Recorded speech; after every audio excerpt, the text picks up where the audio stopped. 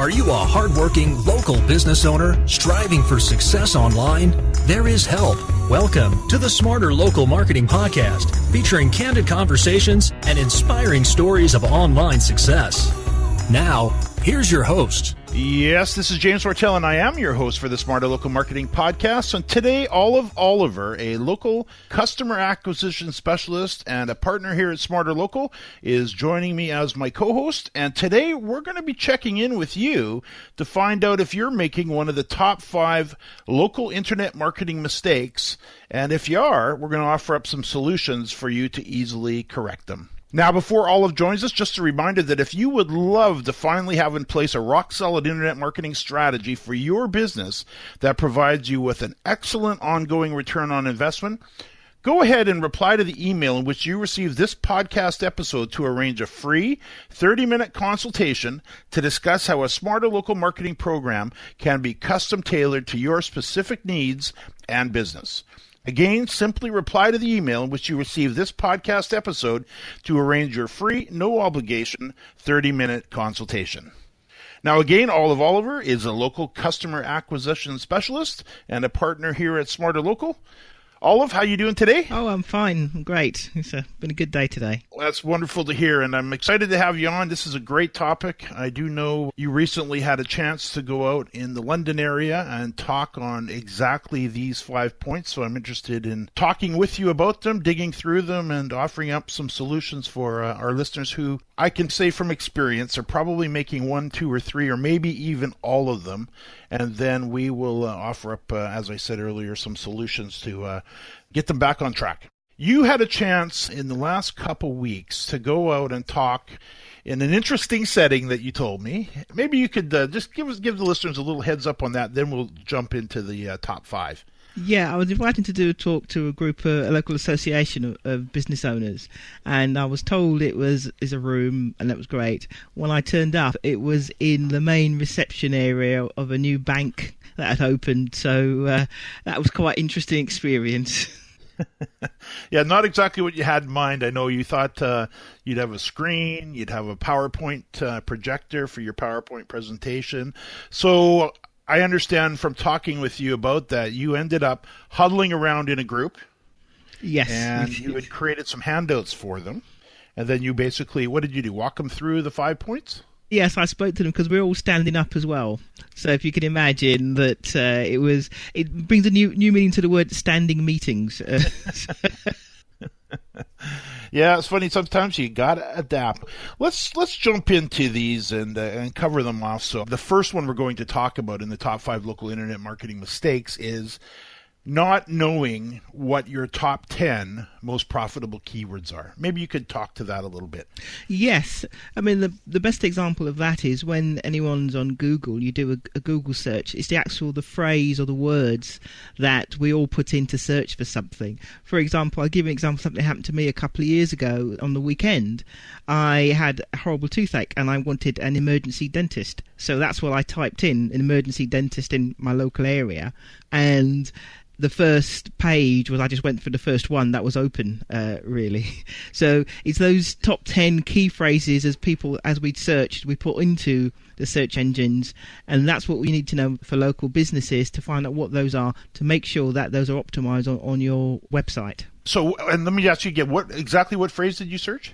I searched for emergency dentist in Romford, which is where I live. And as you know, one of the things that we always look for with keywords, especially when we're looking for the top 10, is we're looking for keyword phrases that have a high commercial intent. And what I mean by that is that when somebody goes in and types in a phrase like you did, you're absolutely down the sales pipeline. You're ready to do business. And I'm sure any listener, myself included, who's ever had a toothache, you are ready to find a dentist. I mean, you may have put it off for a little bit, but it's like, I need an emergency dentist in my area right now. So I would imagine when you did that, you found one and then you got on the phone. I started to phone down from the top of the list, and whoever was the closest and open who could fit me in, it came to the point, no matter what the price was, I was going to pay it to relieve the pain. So my intent was definitely there. And the important thing is, the top 10 phrases or keywords is to get yourself on the first page, because there was no way I was going to go to page 12 or 14 or whatever. I wanted somebody there. That was my intent. do the purchase there and then. That's a very good thing to point out too. I know we're across the pond. You're obviously in London. I happen to be just out of Vancouver, British Columbia, Canada, where we run our Smarter Local business.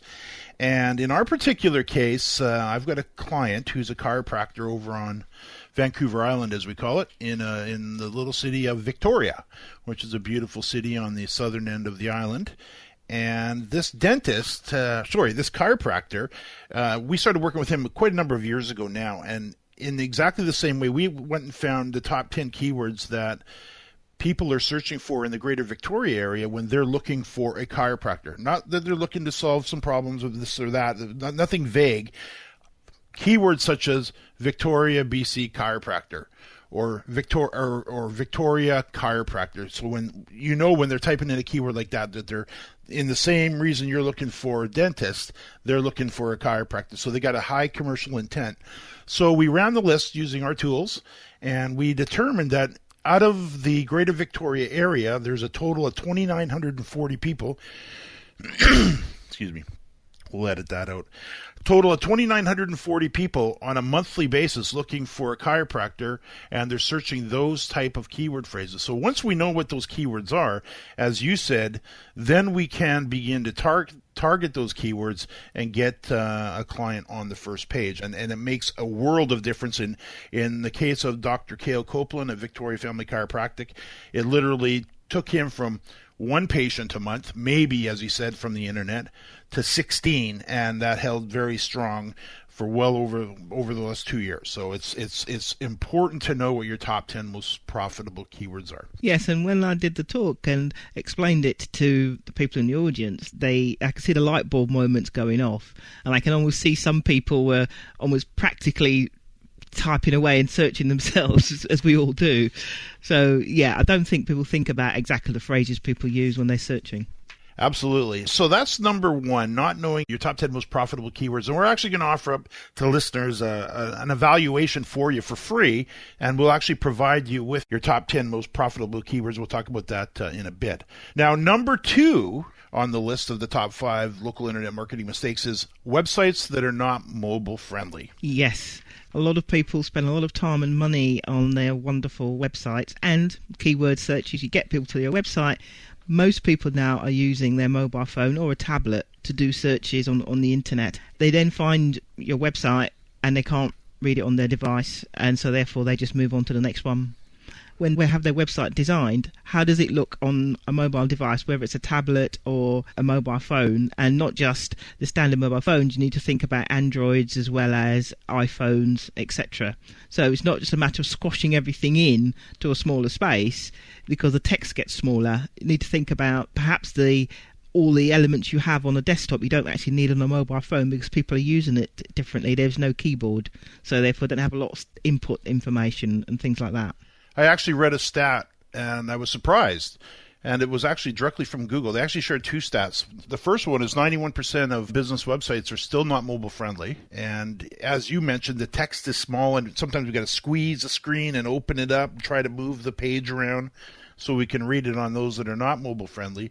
And then the other thing that Google said was 61% of people that visit a website on a mobile device that's not mobile friendly, where they have a bad experience where they just can't really see things and can't navigate the site properly, actually leave and go on to their competitor. Yeah.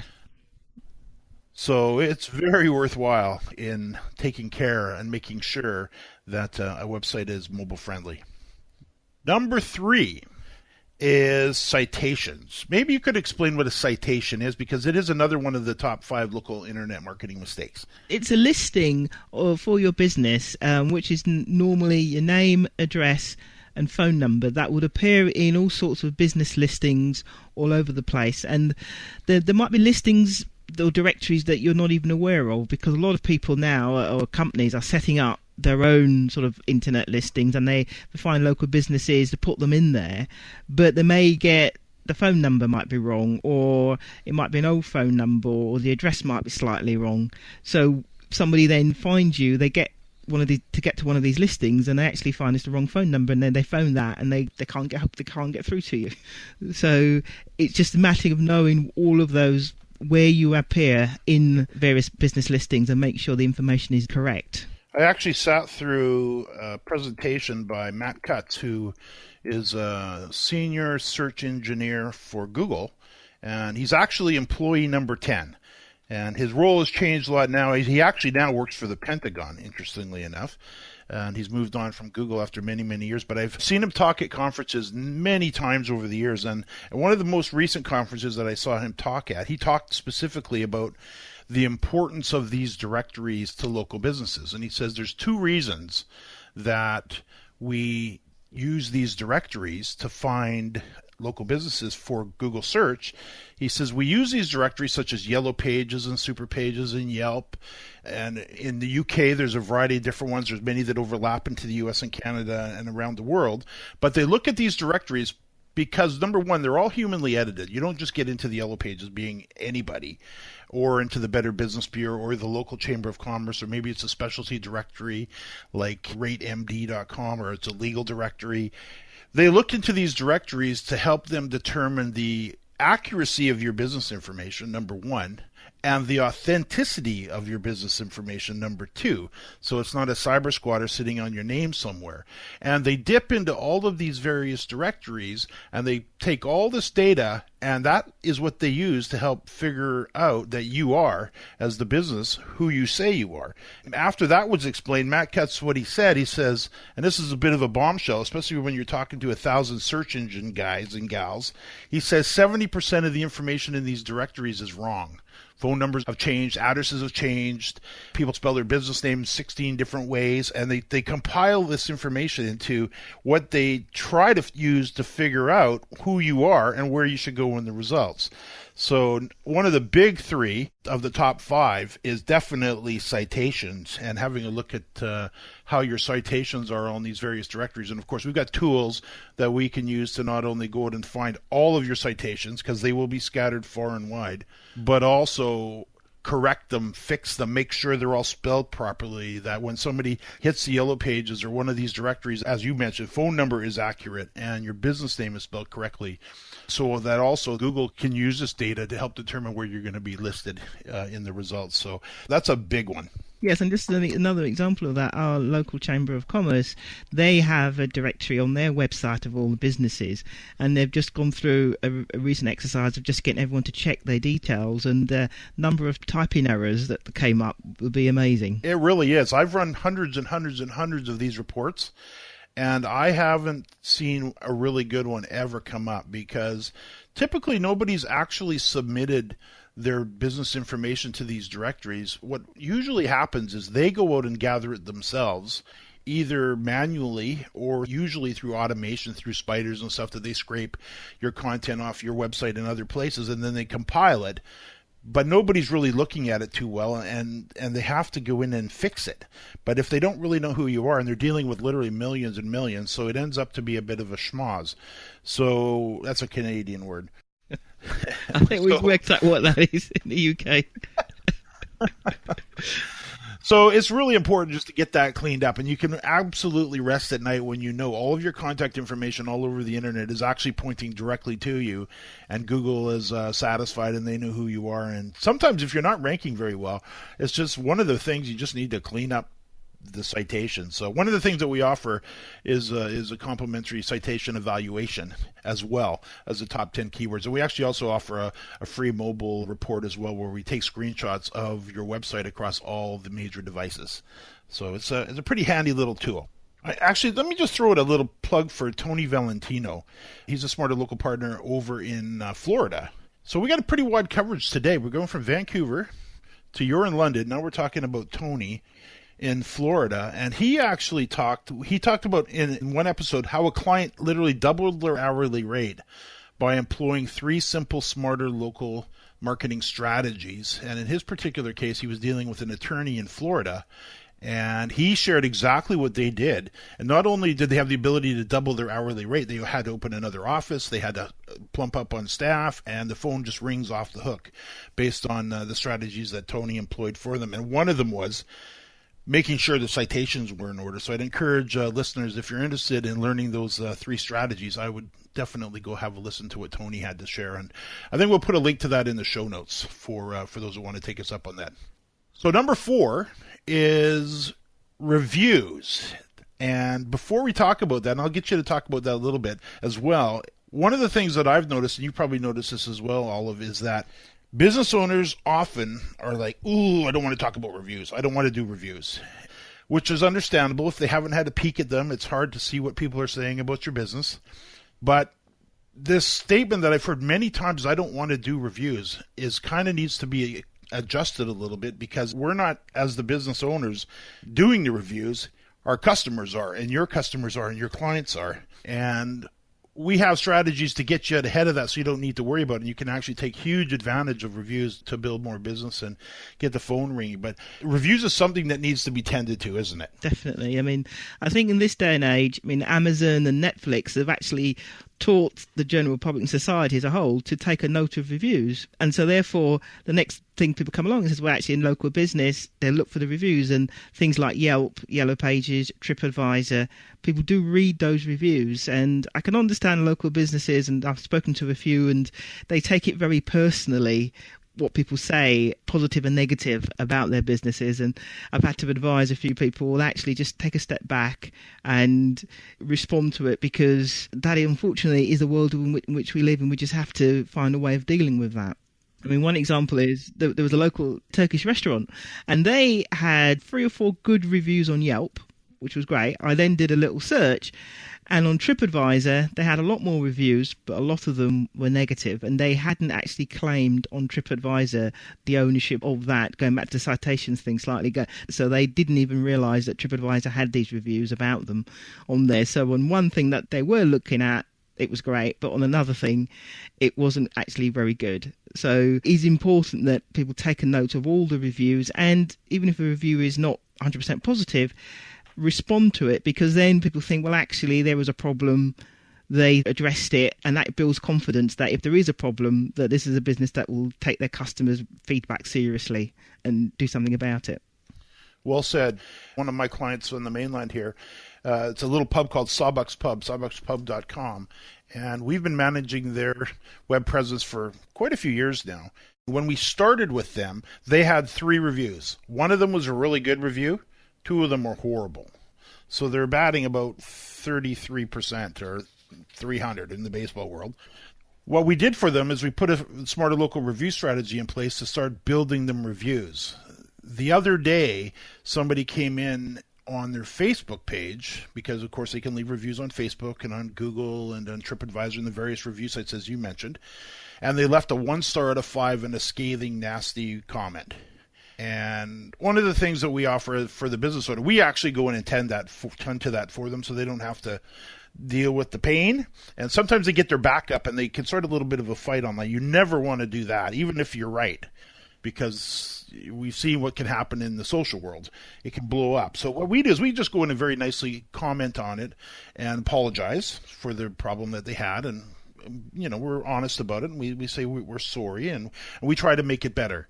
But on the other side of that, today, because they have nearly 700 reviews over all of these various websites, one negative review that comes in from time to time is buried in a sea of positive 4 and 5 star reviews. So a negative review, when it's surrounded by positive reviews, actually gives the positive reviews more credibility, and I think you could see that. Oh yeah, definitely. And if you look at, say, for Amazon as a prime example, and you're going to buy something on Amazon, and there is like 300 reviews about it, and I look at the different, how many 5 stars, 4 stars, and I then make a judgment based on that. So if I see something where it's like 300 reviews and it's all 5 stars, I then begin to think, well, actually, is that real? Is that likely?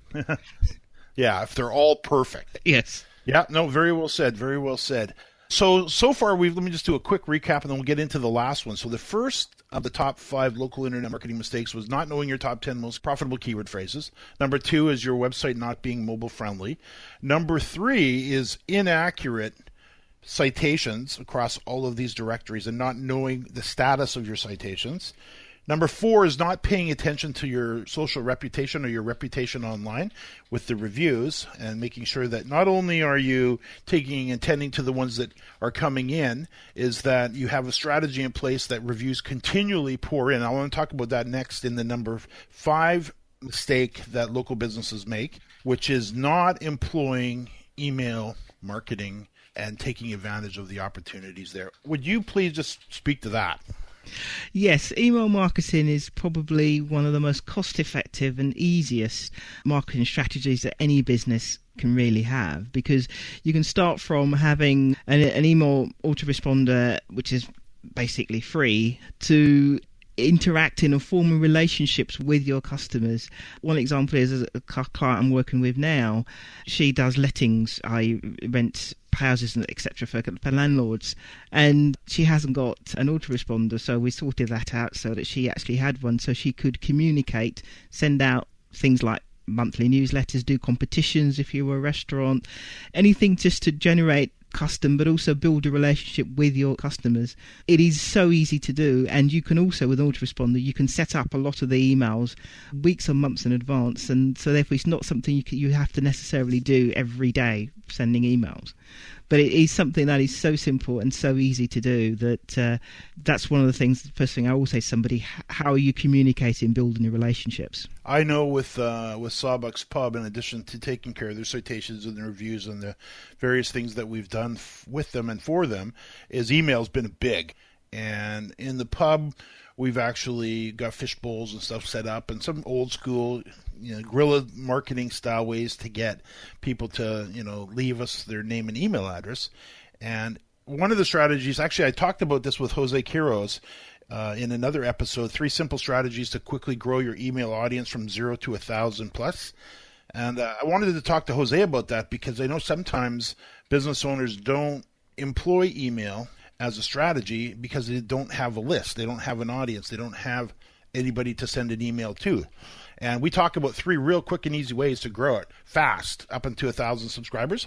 And I know with Sawbucks, we've got 1,500 very solid email subscribers on their list who have a high open rate. When we send an email, very high percentage opens it. They love receiving it. And what it does is it gives us the power that when a special event or something's going on in the pub that we want to let people know about, we can send off an email to 1,500 people just like that who've given us permission to keep in touch with them.